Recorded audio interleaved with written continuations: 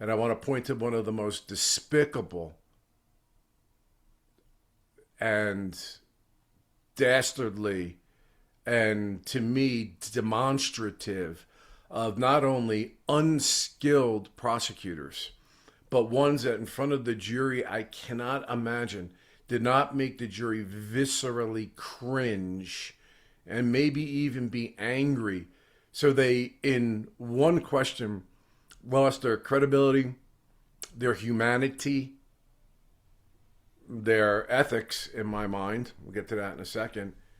And that is in this situation, in an exchange that occurred on cross-examination of the mother-in-law, the former mother-in-law, who was testifying on behalf of Lindsay Clancy, the defendant. Lindsay Clancy's summations are happening today. This is the mom accused of killing 3 of her kids, and the question is, did she do this with a full mental state, or was she so debilitated by mental illness that she is not guilty by reason of insanity, like we say, or a lack of criminal responsibility in Massachusetts? I'm going to talk to you on an angle that no one else is talking about here. But as a former homicide prosecutor, a certified criminal trial lawyer that tries homicide cases on both ends of the equations, it's so important. It's the Maya Angelou statement. It's not what you say, it's not what you do, it's how you make people feel. Now, I've been very critical of these prosecutors because, having been a person that was not only a homicide prosecutor but ran a prosecutor's office, I know a not guilty by reason of insanity when I see it. Now, I understand reasonable minds can differ, but it's very important, as I've said in my other videos, that you understand that a lot of this comes down to the discretion of the prosecutor. And reasonable minds can differ on cases like this.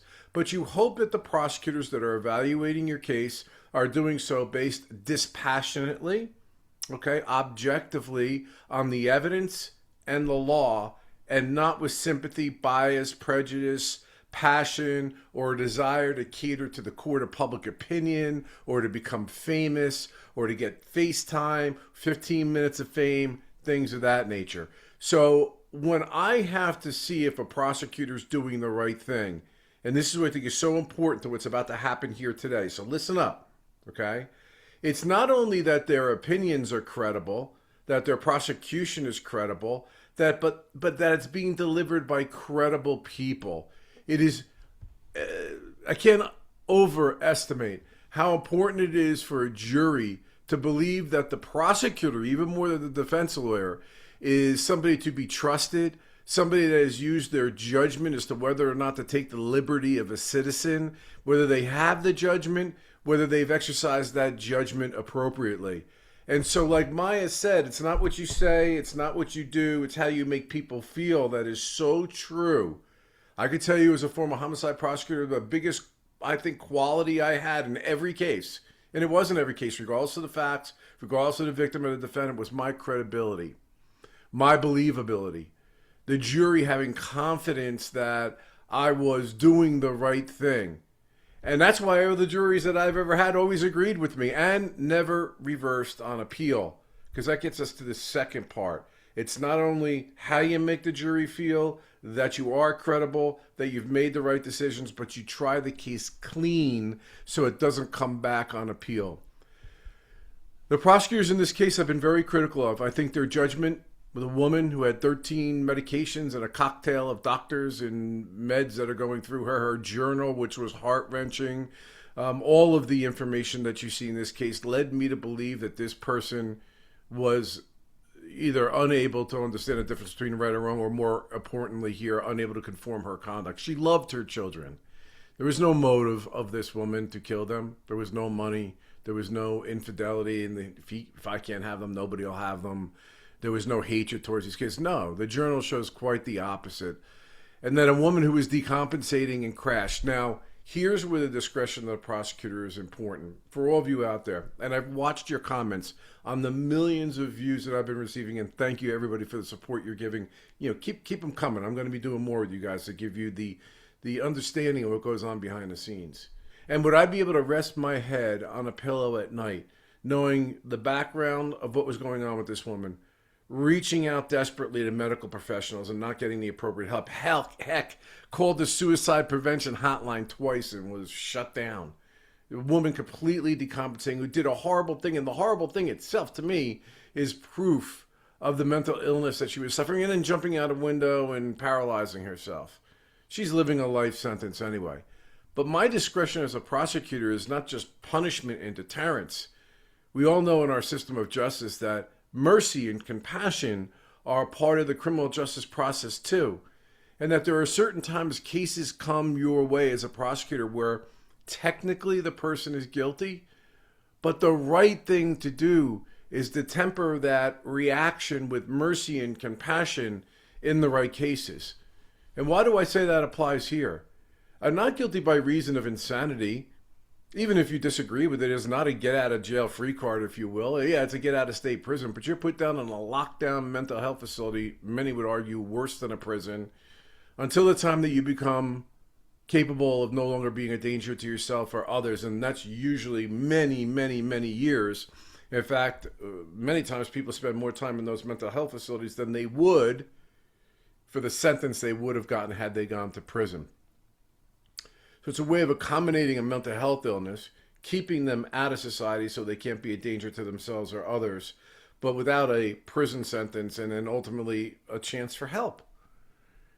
Does the world stop revolving if Lindsay Clancy were to be given that kind of treatment under the circumstances of this case, rather than going to prison? And this is where I say, just because you can send her to prison, just because you can prosecute and potentially win a case, doesn't mean you should. And that is the difference between a seasoned and mature prosecutor who's balancing many different complex things, as opposed to a bull in a china closet, take no prisoners, no holds bar, going after you in a villainous way. And so now let me talk to my lawyer friends, my true crime aficionados that are out there that are not lawyers and are either prosecutors or want to be prosecutors. These prosecutors made a decision, and I think they put witnesses on the stand, and they got destroyed. Their tactics and how they put those witnesses on, in my humble opinion, were terrible. We could talk about that in another video, a better way to have prosecuted the cases by the witness. But I want to go to this. Maya Angelou. It's not what you say. It's not what you do. It's how you make people feel. I feel that these prosecutors in front of the jury were terrible. I believe they lost the credibility as prosecutors as being objective, independent, fair-minded, reasonable, to be trusted prosecutors. I think they lost a lot of credit in that bank account of theirs with that jury. And I want to point to one of the most despicable and dastardly and, to me, demonstrative of not only unskilled prosecutors, but ones that in front of the jury, I cannot imagine, did not make the jury viscerally cringe and maybe even be angry. So they, in one question, lost their credibility, their humanity, their ethics, in my mind. We'll get to that in a second. And that is in this situation, in an exchange that occurred on cross-examination of the mother-in-law, the former mother-in-law, who was testifying on behalf of Lindsay Clancy, the defendant. And now moving towards Christmas, you had dinner with them at their house on the 23rd, right? I don't remember. Okay. Do you remember breakfast on Christmas Day? Yes. Was that at their house or someplace else? Their house. Okay. And then what did you guys do after breakfast? We went to church. And fair to say you've previously testified that breakfast was great. Yes. And that church was beautiful. Yes. And in fact, the defendant, she told you that it was great and that she was glad she went to church that day on Christmas Day. Yes, she did. And then after that, you're aware they went down to Connecticut to see her family. Right. Now, are you an active member in the Catholic Church? Yes. Okay. So you're aware that murder is considered a mortal sin? Counsel, could I see you over here?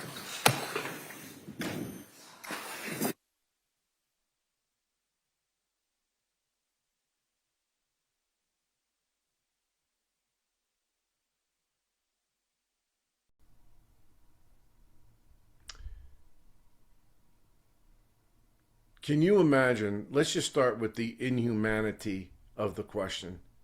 This woman, this mother-in-law, lost her grandchildren, lost her daughter-in-law.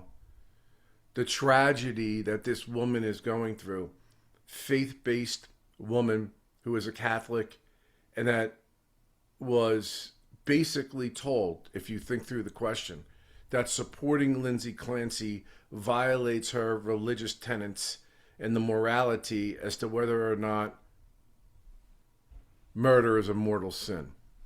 Now, I don't want to get into theology. I did go to a Catholic college, and I was entering into the seminary before I became a lawyer, a little personal FYI there. But there's also a whole big thing about forgiveness, and that even the least of us, and even the prisoners, are individuals who are entitled to compassion and mercy and forgiveness when they ask for it. But legally speaking, why did the judge intervene before there was even an objection? Well, one, there is nothing about that question that will lead to relevant evidence of an issue that an issue that is in play at the trial. And so now I'm giving you a definition of relevant evidence.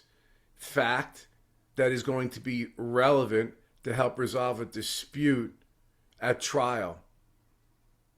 Talking to her about mortal sins in religion is nowhere near approximating the kind of evidence that would be allowed in a criminal trial. And that is why the judge didn't even wait for an objection to rebuke her and in front of the jury tell them to disregard it. That spanking he gave the prosecutor, trust me, did not go unnoticed by the jury. The jury looks at the judge as an independent, neutral person. This judge, by all accounts, has a good relationship with the jury. And so when the judge, I think the jurors themselves thought the question was crazy, but when the judge acted the way he did, the credibility of the prosecution drops substantially. And that is something, as a former prosecutor, that I never had happen because I know the impact that can have on my case. So this despicable, dastardly, hateful, horrible, irrelevant comment about her faith in mortal sins that had no business, because the judges will tell the jurors not to do it based on passion, prejudice, or inflamed, emotions, but to do it on the evidence in the case. Not only ruin their credibility, but I think is going to be a substantial factor in potentially them losing the case. But even if they win, that's not the way to win. Prosecutors have to understand there's a big credibility issue that's going on out here with them. Lots of cases that are happening, lots of reversals because they've made stupid mistakes. And may I add, this is the kind of thing that even if you get a conviction, this is the kind of thing where an appellate court could look at it and say that that was such a prejudicial comment, maybe, or that in conjunction with other things leads to a reversal. How many more cases, prosecutors, are you going to go over a line in order to score the conviction and get the case reversed? You help nobody. You don't help the public that's watching and interested. You don't help the families. You don't help the defendants. You don't help the victims. You don't help anybody. Yeah, maybe you get yourself a little ego sugar, a little ego boost there for a little while. But we're seeing this with greater and greater frequency.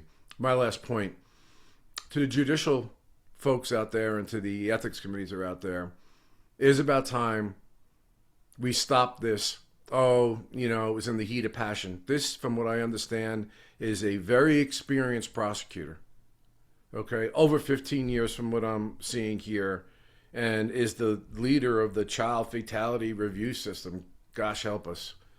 Okay, so this is not somebody who made, you're younger, you make mistakes. This prosecutor knew damned well that question was inadmissible, inappropriate. What they didn't realize was how despicable it was and how much they harmed their case because they're so blinded by trying to get a conviction. And judges and people down the road that are in charge of these things, I've watched this go on for years, seem to let prosecutors get away with it, and there's never any repercussions for it. And I think this kind of question from this seasoned prosecutor needs to be reviewed. I'll tell you this, when I was the head prosecutor and she would have been under my command, because I ran 44 police agencies in the entire prosecutor's office, she would have been told, there's some boxes outside the door of your office. Have them filled, be removed, leave in 10 minutes. Your access to your email and communication and data devices has all been turned off. Am I wrong?